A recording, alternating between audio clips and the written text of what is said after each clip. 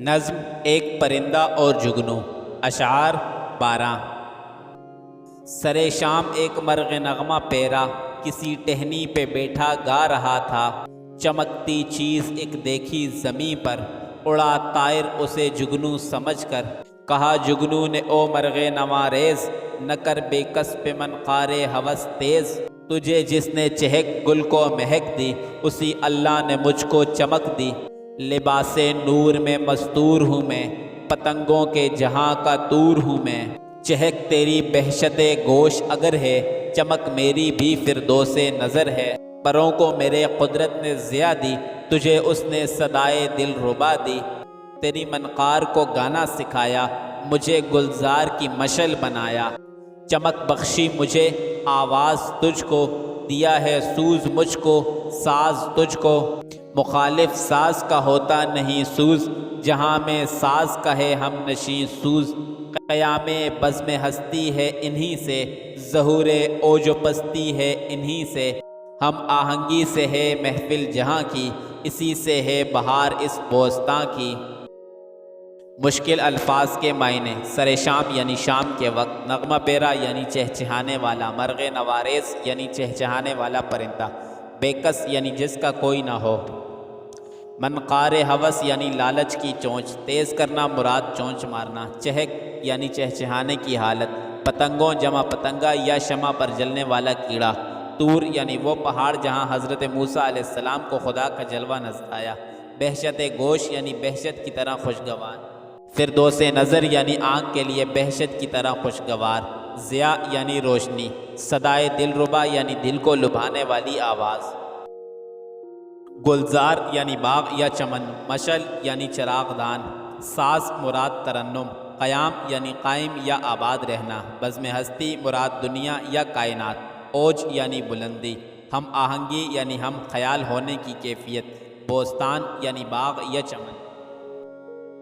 تشریح: اس نظم میں علامہ اقبال پرندے اور جگنو کے ذریعے ایک بہترین پیغام دینا چاہتے ہیں، جس کا اصل مقصد آخر میں واضح کر دیا گیا ہے۔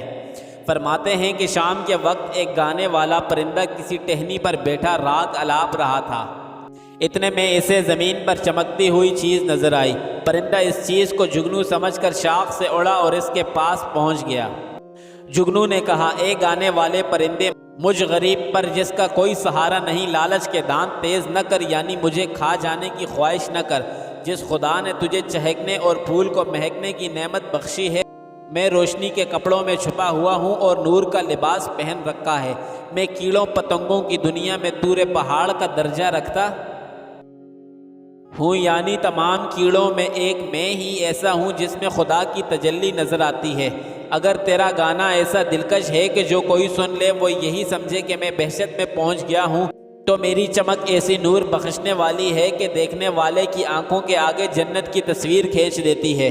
قدرت نے تجھے دل کے موہ لینے والی آواز دی ہے اور میرے پروں کو روشنی عطا فرمائی ہے۔ تیری چونچ کو گانا سکھایا گیا ہے اور مجھے باغ کا چراغ بنایا گیا ہے، یعنی ہم دونوں دنیا کے باغ کی رونق ہیں۔ مجھے چمک بخشی ہے اور تجھے آواز، مجھے جلن دی گئی ہے اور تجھے آرام۔ جلن آرام کی مخالف نہیں ہوتی۔ دیکھ، دنیا میں جہاں خوشی ہو وہاں غم بھی ساتھ ہوتا ہے، لہٰذا ہم دونوں میں بیر نہ ہونا چاہیے۔ شاعر کہتا ہے کہ دنیا کی محفل میں سوز اور ساز دونوں ہی کے دم سے رونق اور چہل پہل ہے۔ انہی کی بدولت جہان میں کمال اور زوال کا سما نظر آتا ہے، یعنی کائنات میں جہاں پھول ہے وہاں کانٹا بھی ہے، جہاں عیش و نشاط ہے وہاں آفت و مصیبت بھی ہے۔ دنیا کے کاروبار کا انتظام اسی قانون سے چل رہا ہے۔ دنیا کی محفل ہم نوائی، اتحاد اور اتفاق کے بل پر قائم ہے۔ اسی پھول برسانے والی نسیم سے باغ عالم میں بہار آتی ہے۔ اقبال نے اس نظم میں یہ حقیقت واضح کی ہے کہ دنیا میں سوز اور ساز دونوں کے دم قدم سے رونق ہے۔ جب تک انسان کو سکھ کے ساتھ دکھ نہ پہنچے وہ زندگی کا راز بخوبی سمجھ نہیں سکتا۔ خوشی اور غم کے پہلو بہ پہلو وارد ہونے سے ہی انسان ترقی کی منزلیں طے کر کے کامیاب زندگی بسر کر سکتا ہے۔ اگر آپ کو ویڈیو اچھی لگی ہے تو براہ کرم چینل کو سبسکرائب کریں اور گھنٹی کا بٹن دبائیں تاکہ ہر نئی آنے والی ویڈیو کی اطلاعات مل سکے۔ شکریہ۔ If you like the video, please subscribe to the channel and press the bell icon so that notification for each new upcoming video can be found. Thanks.